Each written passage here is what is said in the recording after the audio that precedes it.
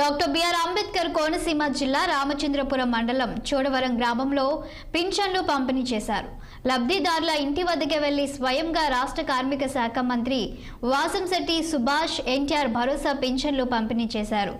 జనవరి 1న ఇవ్వాల్సిన పింఛన్లు ఒకరోజు ముందుగానే పంపిణీ చేయడం పట్ల పింఛన్దారులు ఆనందం వ్యక్తం చేస్తున్నారు.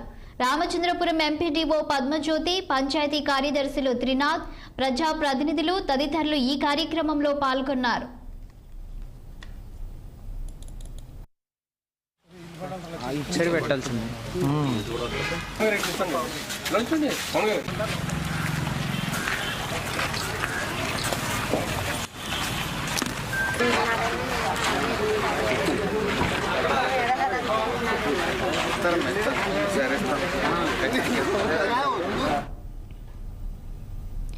తెలంగాణ